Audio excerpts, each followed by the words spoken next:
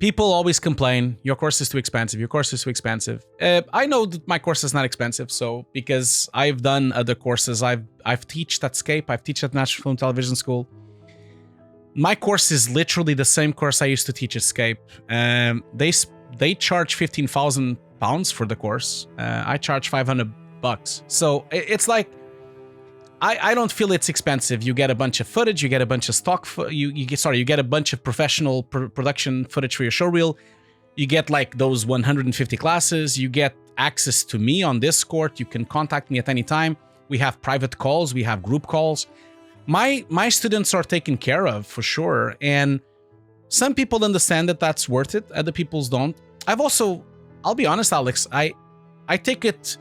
I've also given away my course for a lot of people for free on either lotteries on Twitch. I've done that many times. I think I have like 50 people on my course that won the course from my streams or my YouTube channels where I'm giving away courses. I've also like been contacted by people really, pledging to me like, oh man, I don't have money for this. I really can't, but could you help me? And I do help them, like I lower the course or allow them to do installments, or sometimes I've even given it away when I find out that the person could never afford it, So I have done that many times. I have about 500 students. People on Reddit always complaining, oh, he has 500 students, he's rich now, he has 1 million. No, I don't. Like, a lot of them didn't pay, a lot of them paid less, a lot of them, like, it's not really what people think, really, my course. My course is a mentored course, I've also, like, took people away from the course as well. Like, sometimes people are not a good fit, and I just refund them and say, you know what, this is not going to work. You are not the kind of student I want, and you're not the kind of person that should be on my course. So I'll refund you and I'll remove you access from the course. I've done that as well. It's a very, I don't want to sound like Don from Fast and Furious, but it's like a family, like we have these really close relationships on my Discord, on my private Discord for my course. We have a lot of characters on my course, a lot of people that help each other. It is a family. There's like, not all 500 are there on Discord, of course, but there's at least 100 of them that are always there every day, helping each other and supporting each other and giving jobs to other people. And a lot of people have worked together as well. And so it is a community. I am creating a little small community, and it's, my goal is not really to sell it on Udemy. It's not really to sell it as a course like that. This is a personal course. People get to talk to me privately. We get to like hang out on Zoom calls. They get access to all these videos. Sometimes I don't answer right away. I know that sometimes I'm too busy, but I try to answer all my students all the time, try to help them as much as I can. Sometimes I even find job offers for them, so it's a relationship. I like them and they like it as well. And so it's really not the same as a tutorial that you just buy, like it's not the same. If anyone expects to buy my course and just get the login and they're going to watch the class and they're going to become an expert, no, that's not going to be how it works. It's not like that. That's not how you become a composer either. It takes years because people always telling me like, oh, how long will it take? Like, can I become a composer after I watch it? Does it take 20 hours, 30 hours, 50 hours? And I always tell them, well, you won't become a composer in the 50 hours or 60 or 75 that it takes to do the course. I'm still learning, and I've been a composer for 20 years. So it probably will take you at least 2 years to even become good enough to call yourself a composer.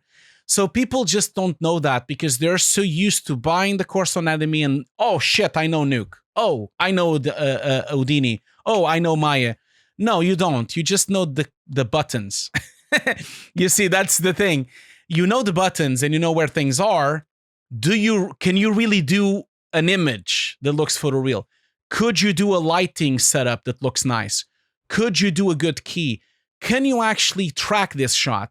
That's the thing. Like experience is really the key thing here. It takes years. And those things you do not learn in courses. You learn it by having the course and experimenting and taking your time and taking years. I have some students that have been watching the videos over and over for like a year now, and they're the ones getting better and better and better, because they are really doing it like a degree, because that's how we used to do when we did degrees on universities. We used to spend the whole year for several years focusing on that. And I think a lot of people are looking for the easy way out, and there's no easy ways, really. There's nothing easy about this. I mean, that's the thing, because the promotional is also a lot of times that way. You know, a lot of people like promote a lot of like courses or whatever as like life coaching sometimes. You know, if you did this course, your life will be great. If you did this course, for me, for example, I had the same problem. I just released Python Advanced course, basically for technical artists, director, and developer, basically who want to use Python as part of their daily work. You know, Python is part of that, what I do. And for example, my course is even double the price of yours.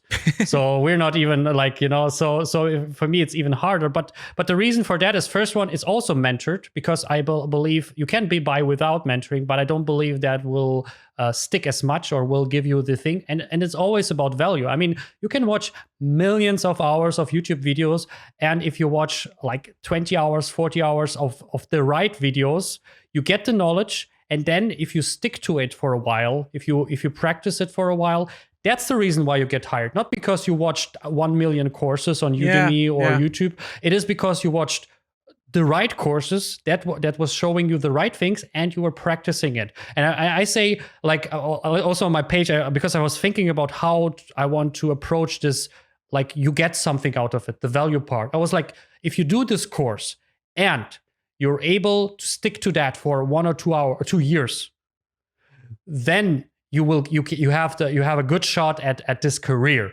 You know, if you want to become a technical director and you do this course, this will add the Python part to your course. And if you stick for it for 1 or 2 years and push forward, then you have a shot, a good one. But anything else, I cannot promise. Like, you know, what else can I say? Don't you think, Alex, that there is now a trend? This started happening since we have online courses, especially Udemy, and especially, I'm not bitching about Udemy. They have a lot of good courses as well. But there's a lot of websites that sell hundreds of courses for like $10, $20, $40. I think there's a trend now that a lot of people buy the courses. They just buy and buy and buy and buy and buy a bunch of them, and always like say, oh, I have 30 courses on Udemy. I have 30 courses on FX PhD. I have these 20 courses. But it's almost like they're hoarding the courses. They're just collecting courses. It's like buying books or buying films. You bought 10 self-help books. Now you feel like you found the answer, basically. Exactly. But it doesn't work that way. Yeah, no, it doesn't work that way. That's the thing. And people forget about that. And I whenever I get an email from someone saying, oh, this is an outrage, your course is way too expensive, I always answer the same way. I always turn to them and explain why it's so expensive.